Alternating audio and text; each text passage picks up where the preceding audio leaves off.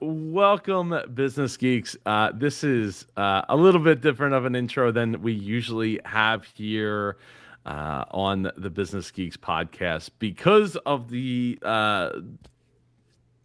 situation, developments that have happened in the world in the last not even 24 hours ago. Mm-mm. I woke up to the news, and that, like, I guess around midnight, I saw people started to post on Facebook that, Ukraine had been invaded. And obviously, it's a developing, fluid situation that's been happening throughout the day. And while I've been able to keep up a little bit with some of the developments. It is absolutely horrible, and the three of us decided that we should open the show talking a little bit about it and the human side, the human aspect of what is occurring here, because obviously it's affecting all of us in different ways. And yeah, so Sam, would you like to take over there? Choked up already.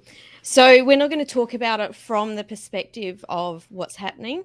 I think it's just really important that we want to share that our hearts and prayers are going out to the people of the Ukraine, and that, that's all I can say at the moment. I can't even imagine what they're going through, and that's me done for a bit. It's a heavy day, and we've had quite a few heavy days the past couple of years. But war is something, it wreaks so much devastation, and unfortunately, the most innocent people get the worst part of that devastation. So, like Sam said, I can't imagine what these families must be going through. It's just devastating. It's just worth acknowledging it. I hope the people of Ukraine feel our thoughts and prayers, and for whatever that's worth. It's we're not unaffected by it, but we are certainly not dealing with what they're dealing with on any level. So, it just sucks. Yeah, it's big, and yeah. It is. It is. No words can help to really make up for what's happening right now, and what's to come in the coming days here. Can I just also say, though, I think it's the people of Russia as well. We talk about Russia being this big thing and they're invading, but I saw some posts on social media last night of people in the Ukraine, and the comments from people in Russia just saying, we're so sorry, we are not behind this, this has nothing to do with us, this is out of our hands as the people. And so I think they're going through a lot as well in a very different way. But I think that we need to keep the people of the Ukraine, and also understand that there are people in Russia that are greatly affected by this, and have the feeling of it out of their hands as well. So yeah. I just wanted to say that. Good point. Can I add on top of that a lot of this is a lot of mirror looking as an American, and going back to 2002, 2003 with the invasions of Afghanistan, and maybe more specifically Iraq. And the things that happened in those days, kind of very similarly, eerily resonating, and it is it is good to see that there's people that are willing to stand up and say something, especially in Russia, where things are not that simple to just have your voice be heard. Mm-hmm. So and again, that's all for what it's worth. But it is absolutely disheartening to see this happen today. Absolutely. So, with all that said, Chris, thank you for joining us here. It's good to see you. For everyone who doesn't know, Chris was on Shark Tank not too back on the Christmas episode of last year, with his the Santa's Enchanted Mailbox. Oh, awesome! Is a lot of fun. Yes, awesome. That's the better way. There's a better way to maybe turn the tide here. And what's up, Trey? It's good to see you in the comments as well. And A. Patel said, before the show even started, I appreciate all your videos. Big fan. Inspired me into a baby product. I will be coming out Oh, soon, which is absolutely awesome to yay. hear. Oh, that's Uh, nice. yeah, that is awesome. That is one of the things that doing this show enables to inspire people all over the world, and that's awesome to hear. It might be the first person to go and create a product based around my show, so that would be or inspired because of my show. So I'm honored to be That's able to awesome. help you in that journey, and let me know if there's anything I can do to help you with that. Um, so okay, so there was a couple. We had a couple of articles, but if you have any questions, you're watching and you're trying to figure something out in your business. That is one of the reasons that we're here. So feel free to drop your questions in the chat as we go through a couple. We have a couple of topics, have a couple of story times with Joe to tell from the last couple of days, and looking to get your all your input, both of your input, as well as you in the comments watching live or watching at home from businessgeekspodcast.com. Because of the intro, I didn't get to introduce my the two co-hosts here, Samantha Riley of SamanthaRiley.global and Jennifer Hmm. Crawford of Sparent.co. And Locutus is in the house. What is going on? And yeah, so the first bit of news was that I wanted to bring up. Let me share my screen. Oh, actually, let me unshare my screen real quick, because you were both saying that you could hear yourselves. But there's a good reason for that. Was because there's a video that I want to share that I'll just reshare it again later. But so the first article was food and drink prices are going up. CEOs say consumers aren't changing their shopping behavior yet. It's a big word, yet. It's Hmm. such a small word, yet big word. Talking about food and beverage giants say consumers aren't balking yet at paying more for their Lay's chips and Tyson chicken nuggets. But those comments preceded the Russian invasion of Ukraine, which has already led to surging prices for oil and gas, metals, and grains. Walmart said earlier this month that consumers are aware of rising prices, but haven't yet changed their behavior. Sam, I'm curious, is this something that's happening down in Australia as well? Has nobody decided to change their behaviors yet? Maybe buy less, buy cheaper, buy different brands or things of that nature. I actually don't know what people's shopping behaviors are like because I'm not in that industry, but I certainly know that prices are going up. Like inflation is upon us. It is. It is. I mean, has your shopping as an Australian in Australia, has your shopping habits changed at all? Have you started to look cheaper or different? No, they haven't. I'm just paying more. So I guess I am one of the people that they're talking about in the article. My habits haven't changed yet, but I guess once we see interest rates rise, that's when you'll see. That's when I anticipate that we'll see some big changes in shopping habits because our interest rates are so low. So How yeah. about you, Jen? Has your and Thor's shopping habits changed at all? I can't say that I have, but I think it's the pan of water is on the stove and it's getting hot. I just think people haven't gotten to that breaking point yet. We have to eat, right? Like that's our last comfort in this like crazy world that we're living in. Like we have Hmm. to have our food and our comfort food. So I think this is my guess.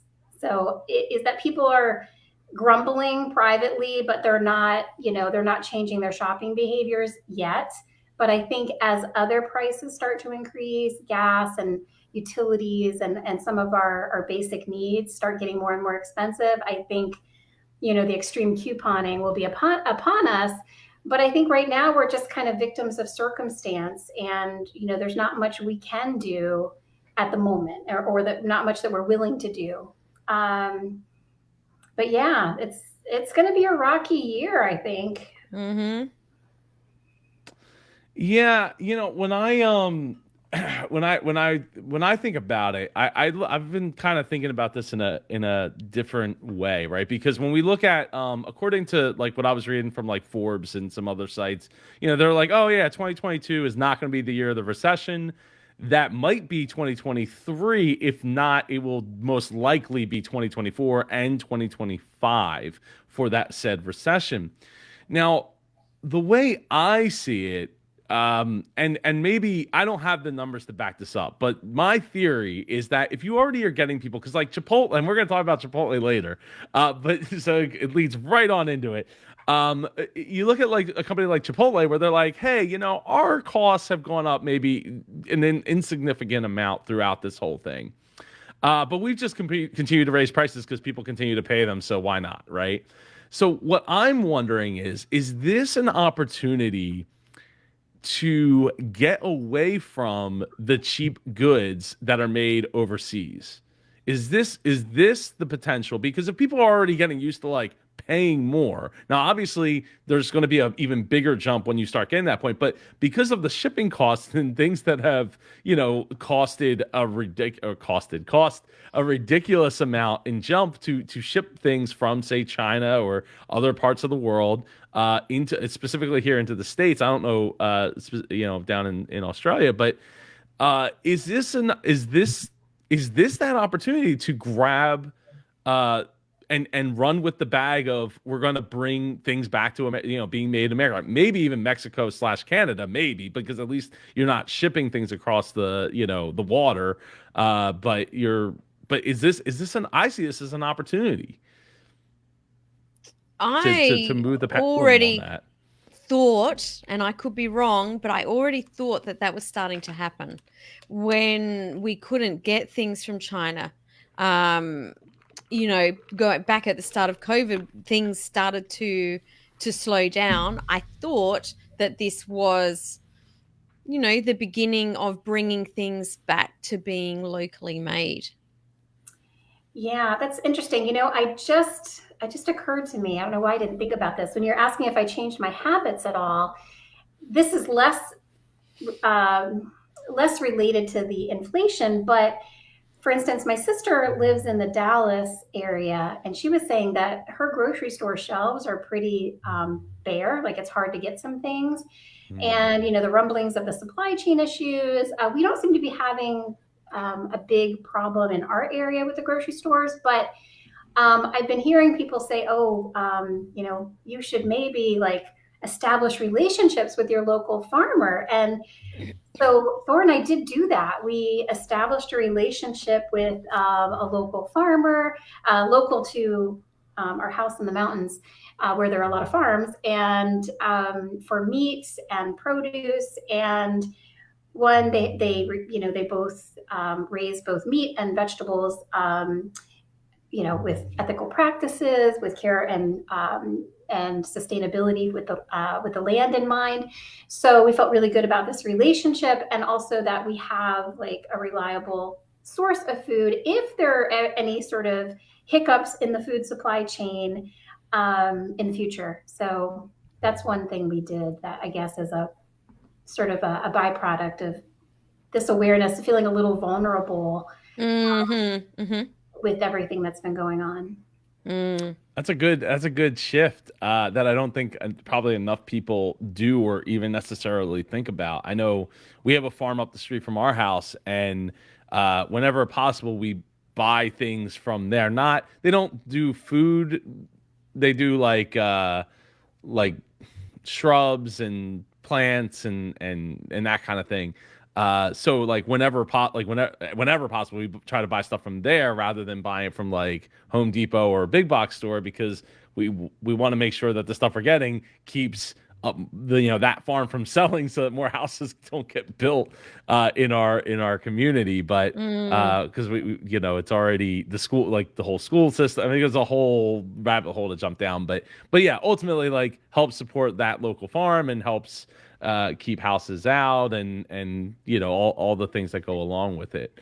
Having more open space there rather than more neighborhoods and that kind of stuff. So there's a lot to be said for that. And Tim said we have the manufacturing capacity to go back to a made in the USA mindset. However, that manufacturing is done by robots, which, yeah, I mean, look, I think we've talked about that here on the show in the past about things being superseded by robots in lots and lots and lots of industries. And I'm honestly surprised it hasn't happened even more than it already has, because of, quality control and things. I think, part of that is because people like people still. We haven't completely gotten away from, being blanked out about the human effect on being able to pay somebody. But that goes back to what I was saying about, increasing those costs, right, by manufacturing in the US and having that opportunity to say, yeah, we're already used to paying these increased prices. Wages are going to increase. It's not necessarily going to come back down. Housing will probably come back down, but not come back down to what they were prior. Just come back down out of the insane, which somebody sent me a video last night. There was a house in Raleigh that went for sale for under $300,000. And the traffic line to see the house, it was literally out the neighborhood, with people just literally just parking their cars and just walking to get to the house to see it, and waiting. Which means it wouldn't have gone for that price anyway, because with that many people, that would have there would have been a bidding war. So exactly. Good marketing. Yeah, well, you're right. I mean, that's the thing is you get people. I mean, that's what the whole post it on eBay and put it up for $1 because it's only $1, But then you get people invested and feeling, like they're getting something for it, and then next thing you know, it's not $1 anymore. It's the price it was going to go for anyway in the first place. Yeah. Yep. Yeah. So, Lucia says in London, a micro flat just sold for 80% above its asking price. See, we're all part of the problem here, right? And that's the thing. It's we all have to eat too, but we're all part of the problem because we keep paying for these increased prices. And and look, I'm not against that if that's the band-aid to get us to manufacture more, even just more things in our own countries, right? More locally, it's going to hurt a lot of people, but in the long term, it means we have less, reliability on these other countries that may or may not have our best interests at heart, and that's the that's the thing we have to weigh every single day. So yeah, so I kind of feel like we're at a band-aid, we're getting close to a band-aid thing here, but we also might be on the verge of a recession, which would probably put a hurting on that. So yeah. So speaking, we were talking earlier about Chipotle, right? That came up in the conversation because they're charging more and more price. Their prices are increasing, yet they have not shown any signs of having increased costs to justify increased prices. It's just people are paying it, so what the hey, we'll just keep increasing the price until people stop coming in. Well, today I was at my at the shop at the repair shop with Ava because she was sick, and so she, it was like a daddy-daughter half day together. We stopped at the repair shop, saw my dad, and we're doing things at the business. And I was like, you know what? I kind of want you. They just put a Chipotle in not that long ago down the street. So I think I want to go and go and check that out, right? Maybe it would be fun to go and do so. So we go. So I look it up online to see what the hours are because it's kind of early still. And this Chipotle is apparently not recommended. Very much not recommended. In fact, what was it? One of the reviews, maybe it was on Yelp. And I know we are not fans of Yelp on this show, but one of the reviews was like, "I love Chipotle. I hate this Chipotle." Because it is apparently the absolute worst. I don't know if it's the worst in the country, but apparently it's that bad, according to not one, not two, but many. Even this one, understaffed, but not sure what two of the employees were doing other than walking around and talking before one finally started making a burrito for a pickup order. Yeah, not good. So I was looking at this. I'm like, oh man, I was hoping to pop in and grab one before I had to be home to pick up Dom from getting off the bus. But even just a week ago, the reviews of this Chipotle are sadly correct. I've gotten food here twice, and both times I felt sick afterwards. I get the same order at a different Chipotle locations, and I'm fine. I don't think it's a coincidence. If you're in the area and want a burrito bowl, go to Pancheros, which is right across the street, or just another Chipotle location. So what do you do in this situation? Like, I know what the answer is, but I'm curious as to what your thoughts are, Sam and Jen. How do you correct course when it's clearly way worse than probably every other Chipotle out there? And there's quite a few Chipotles out there. Yeah. Well, I mean, Chipotle, has a model that, for the most part works. It's not working in this location because they're not adhering to, I mean, this to me from glancing and reading through the comments is a staffing, like a hiring issue. They want not enough people. The people they have are not well trained, or, maybe not even into the job. Because they're short staffed, I have a feeling the staff that are there are probably not having the best time at their job. So I think there's a combination of factors at play here that, are taking this business down a very dark 1-star path. 1-star path. 1-star path. A lone star path, if you will. Lone star path. Yeah. I mean, obviously they need to get, they need to come up with a better hiring and training strategy. But like a lot of restaurants, it's hard to find people right now to fill these types of jobs. People are choosing to do other things, not, these low wage jobs, many of which will be replaced by robots, because people don't want to work those crappy jobs anymore. So I think a lot of things are at play here.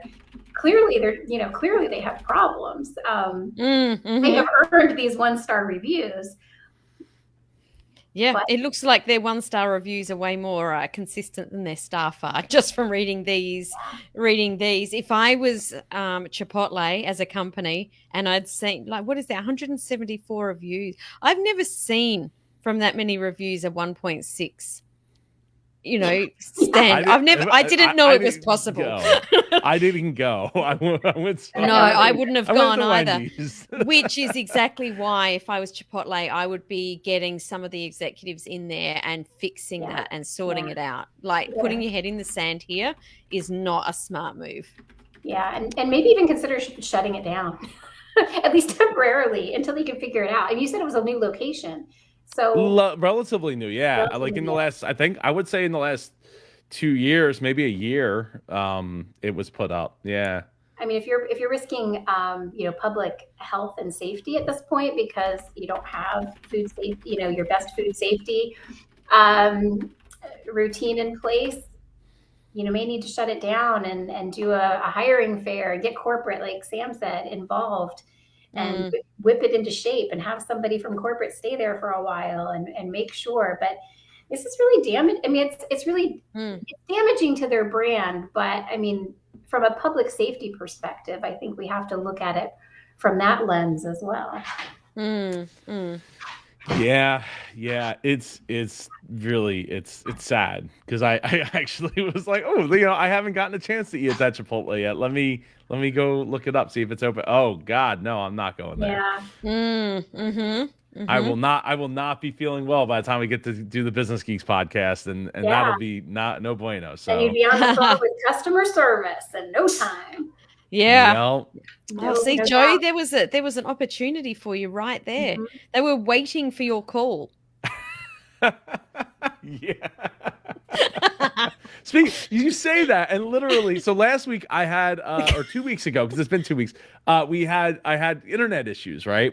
I still am dealing with those internet issues, though I haven't run into that problem just quite yet. But as you said that, waiting for a call, the Comcast truck is just pulled up out in front of my house. So, of course, I am in contact with corporate over this issue.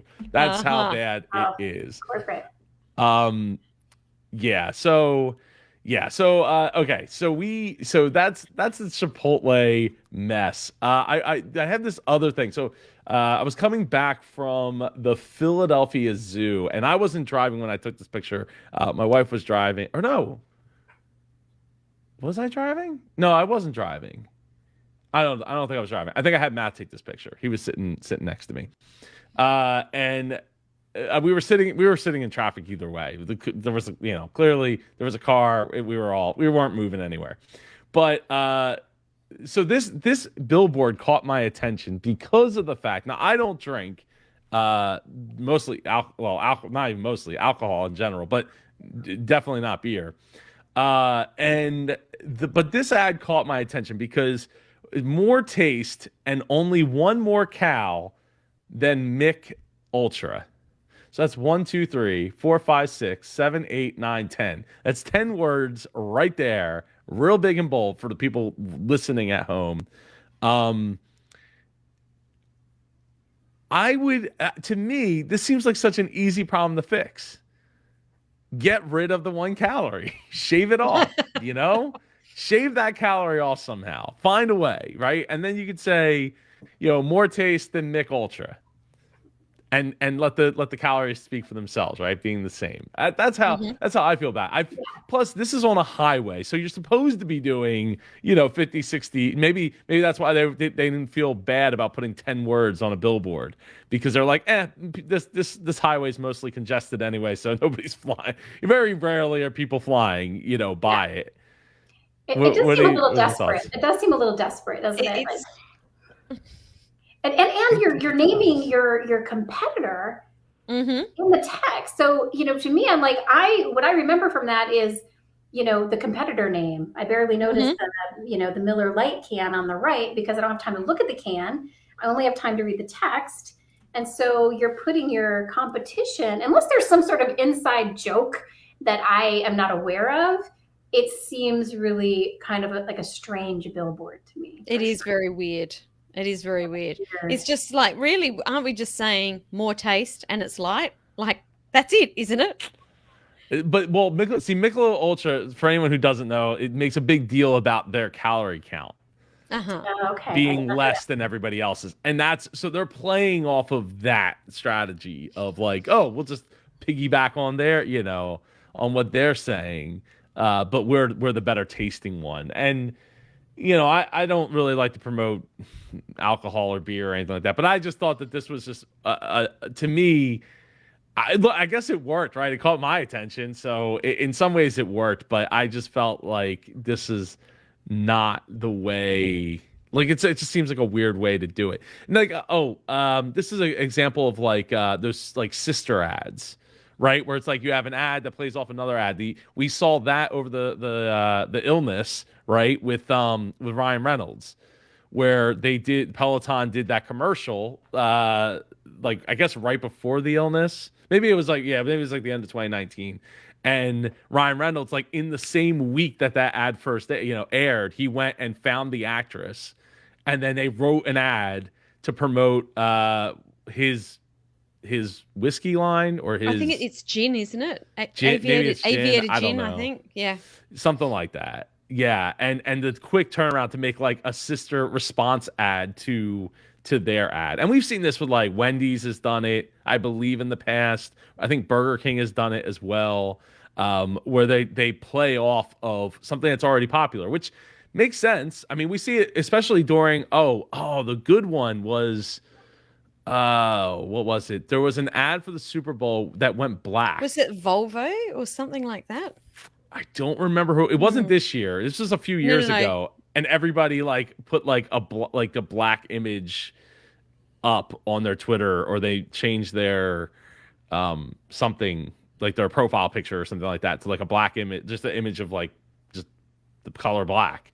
And so people are always like playing off of those ads from each other. So I think in some ways it makes sense, but it just seems like a lot for an ad and as a billboard to have to digest. That when they're effective is when they're clever, when they're funny, or when there's something that's really clever. But this to me is just lazy. Yeah. There's I have a good story about that. So I have a friend of mine used to work for the company that made clothing for G Unit, which if you're familiar with G Unit, either of you? Never heard No. of Oh, okay. All right. So G. like 50 Cent. All right, we're familiar with 50 Cent, right? Uh-huh. He had his crew called G Unit, and G Unit would make clothes. And as the story was told to me, like literally, like years and years and years ago, at this like probably like 15 years ago at this point, um, they would make these really articulate shirts and designs, like really like intricate patterns and stuff, and they would get shot down all the time. So finally, they were like, F it, we're just gonna like write the G Unit or put the G just all over the shirt, just slap it together like and just go to lunch and come back and be like, that's genius. And it's like, but we did this other things that were like really cool, intricate patterns, intricate thought. Like there was like a lot into it versus just like, no, we're just gonna splatter paint everywhere and boom, we're done. And this you're right. I feel like that this is what it was. It was like, you guys like we need to come up with something before lunch so we can go to lunch. Let's go. Come on, like it was just the obvious one is the way. And sometimes that is the case. It just in this case, it just to me, I'd be like, can we just get rid of the 1 calorie? Like, yeah. Or if you're gonna play up the calorie, maybe that's that 1 calorie is responsible for all the extra flavor. Like maybe, Bam. Yeah, that's so clever, Jen. Exactly. You can be more, you can be more clever about it. Clever. That is it. So, that is 100%. That's great. If Miller reach out to you, Jen, yeah, I'll be backing up that you're doing a really good job, and they probably should give you some work. Yes, they absolutely should. So there was a question here by Little Min Min. I assume that's how you say it. That was, how do you find trusting vendors? Which I don't know if either of you can want to speak on this at all. It's certainly not my expertise. So this is obviously something that we did a lot when we were in retail in our dancewear stores. And it's changed a little bit, just remembering that when we were finding our vendors, there was no internet. Obviously, there was the internet over the course of the time that we had our stores. But this is just purely about letting your fingers do the walking, letting your fingers do the Googling, finding the vendors, and really building a relationship or starting by opening up a conversation. There's no shortcut to this. There's a lot of work in finding trusting vendors. I don't really have a lot more than that. It's just about research, building relationships, and following trails from what other people have said as well. Yeah, so I would totally agree. In fact, we were sitting. I actually walked in. I went to go take care of a couple things. I come back with Ava, and my dad was actually sitting in a meeting with a potential vendor who wants to get his foot in the door, and he used to work for a different company that we dealt with back in the day, and so they know a lot of the same people and stuff like that. So to me, I think familiarity in the industry, getting to know the people, going out of your way to go to those conventions and those conferences, though. Who was I just speaking with? Beth Fimbo from that she was on Shark Tank. We did the Tank Talk the last Thursday, which we'll be doing another one this upcoming Thursday. And she was on there with the Busy Baby Mat, and she was telling me that going to she went to one expo, I think it was in New York, and it was like almost a ghost town. And she's like, well, the big one of the year is coming up in Chicago, and she's like, I'm going to give that one a try, and if hopefully people come to that one, right? But going out there, meeting with the people is, relationships, it's trust and relationships, right? That's like really the foundation of business, and being able to find those right people that are true to their word. Everyone might backstab you at some point. It very much has happened to us in our businesses. When things are great, everybody wants to be your friend. When things aren't great, you're like, you're nobody, right? You're nothing to them. So, but Mm-hmm. with that said, there are people that stuck by us when in the toughest of times in in the truck parts company when things were not going well at all. And you know what? Those people got a seat at the table now while when things are getting better for, for the business. So, and even some of the people who were questionable, they got a seat, potentially get a seat at the table as well. So going, looking for, in this case, Little Min was looking for clothing vendors, men and women. I said for materials, for clothing, like cloth. Yes, like clothing sets and things. So I guess that means like actual, like finding like complete sets. So I would go find out what's the expo to go to, find out where people are going and go get a ticket and go, talk to those vendors, having those relationships and going to those expos, was huge for us, making those relationships with people, even the people lower on the ladder, because those people are going to eventually be up on the ladder somewhere else, and they probably aren't going to change industries, especially if it's a very niche industry that they know a lot about, right? So getting to know as many people as you can, I think, is your best foot in the door for that. I think both of you gave excellent advice, and this is why I say that. I happened to catch a TikTok video recently, and it was made by a woman who has some sort of clothing line that has been successful, but she also spends a lot of time helping other small business owners get their own brand off the ground. But she was getting criticized for being a gatekeeper because she was not being as open about her manufacturers and her vendor information. And she shared that the reason that she didn't just give that information away is because it literally took her years of all of the things that you two mentioned, the relationship building, the ordering and realizing she made a bad call, and like researching and picking up the phone and going out to factory floors and traveling and at her own time and expense. And she had to put in that time. And so she's reluctant to just give that information away, understandably. So anyway, I just remembered that TikTok video, and essentially what she was saying was exactly what you two just, gave out as advice. So I don't think it's not a 5-minute task. It is definitely not. And I love that you mentioned that, Jen, because there is a lot of work that happens behind the scenes, a lot of relationship building. I guess the only one thing that I want to add is always trust your gut when you're talking with vendors, and be very aware of your values and are they in alignment with the people that you're talking to. I was just sharing with someone over dinner the other night that one of our original vendors, they had a sales rep that came in. Now, at the time, I was 20, very young. You both know I'm very short, very petite. And the sales rep that came in was a white male in his, and I'm going to say probably 60s, who was very chauvinistic and did not want to speak to me and wanted to know who my boss was.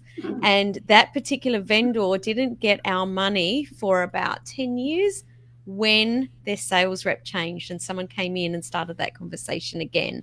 So very much trust your gut and be in alignment with what's important to you. Yeah, I can't agree more. That is very much the case, that you have to be you have to be your best advocate, and you have to be willing to, like, that's one of the reasons, like, you can't replace like a phone call or emails with like going out to dinner with these people and getting the notes and watching, like, how do they treat the wait staff, right? Are they that person that's going to be really crappy to that wait staff? And little things like that you pick up on, and you start to realize like who you want to work with, who you need to work with, even though you might not want to, but you at least know, right? Knowing is literally half the battle, if not more, because then you know who the backstabbers are going to be, and also watch what people say to you, because they're probably saying it to other people and cross-swapping, the talking. So I had to remind my dad about this all the time when he talks negatively about certain people. And I'm like, you do realize that these people might be their boss, right? And they might they have the power to just hit the switch and like all of a sudden you have a hard time now because you ran your mouth to the wrong person that you didn't really know over the phone. So yeah, just be mindful of things like that. Now we do have to wrap up early today, but I wanted to get this quick story in marketing out. So I am an unabashed fan of Kanye West. And there you go, Meredith. You're absolutely right. 100%. It sounds like picking a vendor is a lot like picking a date. It really is. It really is. Yeah. And you might need a lot of them. And always have more in your back pocket because you never know when someone's going to say, "Oh yeah, this other company decided that they wanted to buy up all our stock," and like, "Yeah, sorry, we don't have anything for you," because that's a thing that'll happen, whether it's in co-packing or in just getting stock. I've just remembered if you haven't read Shoe Dog, which is the autobiography, and it's behind me and I can't think of his name, but the founder, thank you, Phil Knight, founder of Nike, Meredith. If you haven't read that book, read it, because that book is all around how he built the relationships with his vendors. So a bit of regression there.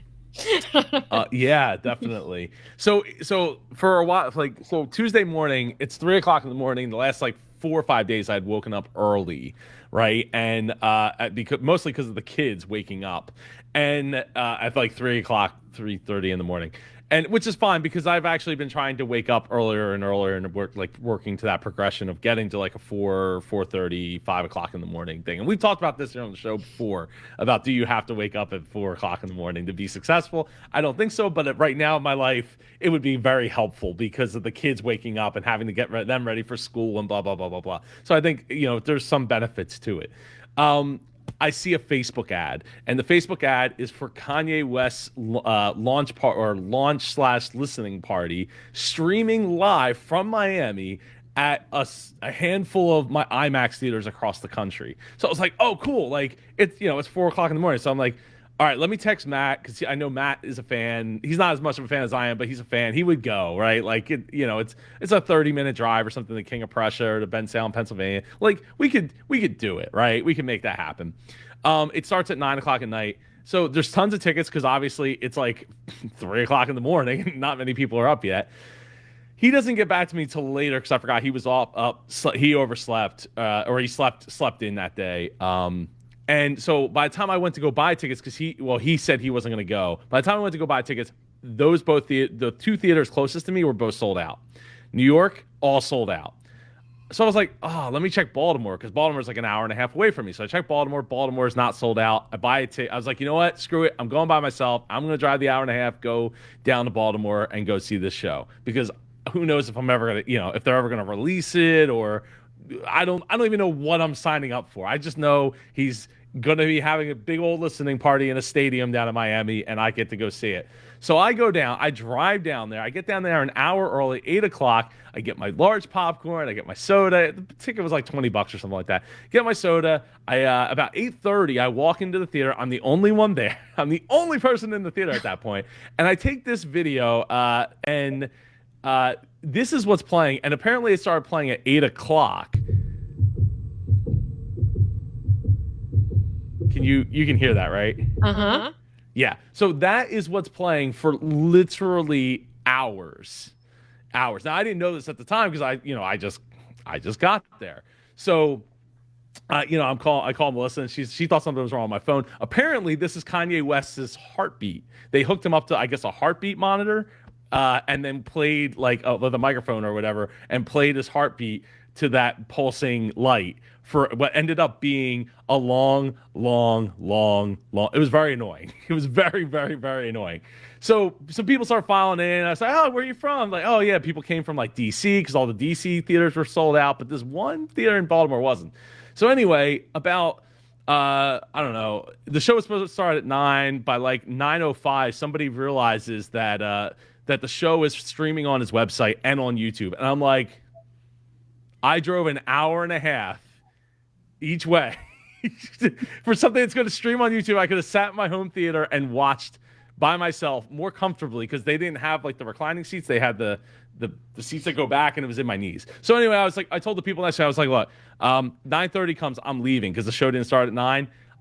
9:30 came, I got up, they're like, oh, you should go ask for a refund. I was like, nope, I'm just gonna go home. I just want to, I got an hour and a half drive. I want to get home. It was already a stretch to be here.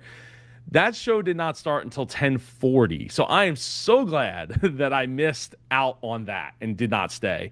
And then I only got to watch maybe like 40 minutes of it before I finally passed out to go to sleep. But I was just so annoyed that like after all that, because there was even the people that worked at the theater said, I was here at 11 o'clock last night and did not know about this until I first walked in this morning. And was told, oh, we're going to be doing this show tonight. So nobody apparently knew. So Joe, you're a huge Kanye fan. Yes. How much has this affected your, I guess, fanage? I don't know a word of Kanye. Not that much. Apparently there was a sound engineer problem. This dude like really messed up, or his team messed up. Somebody really messed up, and there was complications. That's why they didn't start. But I've been there. I've done live events. You run into things like this. And when this is what you have this beat playing, your heartbeat playing, which is kind of, in retrospect, kind of creepy because you don't know what he's doing at the time in which you're hearing the heartbeat. And then it was intermixed with this image with a UPC code there, or whatever, a 3D barcode that you could go to and buy your $200 hoodie or your $100 t-shirt for the merch for the concert. Yeah, people were laughing like crazy in this. They're like, "Yeah, no way, I'm doing that." So, yeah, it has not affected it. I won't be driving to Baltimore that's for sure to go and do a thing like this again. It was a really cool show. If you can go check it out, even just kind of like scrub through what it was basically a live music video for an hour and a half. Like with each song playing. I don't know if it was the whole song. I guess it was. The album's kind of long, so. I don't know if it was the whole soundtrack. There's something I don't understand here. If there was a problem with that, why was it on YouTube? Why was the show on YouTube? I think I've missed something here. Like you said, it was on YouTube, and you could have been watching it at home at 10:40, or was it earlier? No, well, it was supposed. No, it started streaming earlier, but I didn't go to the website to know that until people around me were like, messing around their phone and found it. So that's when I was like, wait, I drove an hour and a half to be here for something that's going to stream online for free. And I don't care about the price. The price it's $20. It's irrelevant. That part's irrelevant. What bothers me is I went out of my way to be here to find out, and the technical difficulties don't bother me either. That happens, right? Like, as Meredith says here, prime example of trying to build suspense and hype but missing the mark. Would you feel the same way if you didn't know why it was late? No. I mean, look, nobody expects a show to start right when it's supposed to start. Maybe it starts 10 minutes late, 20 minutes late, 15 minutes late. I don't know. But I wasn't waiting past 9:30 because I already knew that the show was probably going to be at least an hour to an hour and a half. And I still had an hour and a half drive on top of that. And I had to be up to get the kids ready for school, and out the door. In the morning. So it was already, like I said, it was already a stretch to be there to be home by like midnight. And when that clearly wasn't going to happen, it was like, all right, well, I just need to go because I'm not going to be. I mean, if it started at 10:40, it went an hour and a half. Was that 11:40? 11. So like midnight, like 12:15, 12:20, it probably got over. So then I would have had another hour and a half drive on top of that. So I wouldn't have been home till almost 2 o'clock. That's a problem because then I'm not getting enough sleep, especially if one of the kids gets up at 3 o'clock in the morning. So yeah. So no, it doesn't change. It just, I won't do that again. Yeah, because I guess not. I won't drive down, out of my way to do it. I wanted to do it. It would have been fun. It was cool. Like all the people there were all Kanye fans. Like it would have been a cool experience. It would have been more cool if they had the reclining seats instead of somebody digging the back of their seat into my kneecaps. Yeah. So, Well, thank you for sharing that experience with us, Super Joe. We appreciate it. Oh, you're welcome, Jen. I can tell you appreciate it. Well, we're not going to go any further into it because we have to watch. I was like, what's she going to say next? We have to wrap this up. We do have to wrap it up. Meredith and I are on the same page. 2 a.m. plus kids. Ouch. Yeah, it is. It is an ouch. But I didn't know if it was one time experience. I didn't know if it was just a listening party or it was an actual concert. I didn't know. I wasn't sure. So I'm like, oh, well, if it's a concert, like it's an opportunity to see something and maybe be inspired. And yeah, it gave me some ideas, but yeah, it wasn't worth the drive, especially when I found out that it was going to stream live online for free. Anyway, you know what else streams live online for free? This show, the Business Geeks podcast. Again, we send our love and thoughts and prayers and our words and our hearts go out to everybody dealing in Ukraine and the countries surrounding Ukraine, with taking in those people that are seeking refuge from the situation that is needlessly created over there. So I all of that to them. We are sponsored by yourpodcastconcierge.com. If you want to get a podcast and you want to get it up online, not have to worry about the editing and all the other things other than formulating ideas and then putting those ideas out into video or audio format, please go over to yourpodcastconcierge.com. See Leon. He is awesome. He does wonderful things. He does this show as well. Go and check him out. For Samantha Riley and for Jennifer Crawford, I'm Super Joe Pardo, and I hope you all have a better day than you had before we got here today. So thank you all, and take care. We'll see you in 2 weeks, Thursday, 4 p.m. Eastern, Friday, 8 a.m. 8 a.m. Australian Eastern Time, or Eastern Daylight Time. Sorry, you got it. You've got it. 8 a.m. Just join us. 8 a.m. Be here for the Business Geeks. I'll be back next week, Thursday at some point with a live stream as well. Take care, everybody. See you then.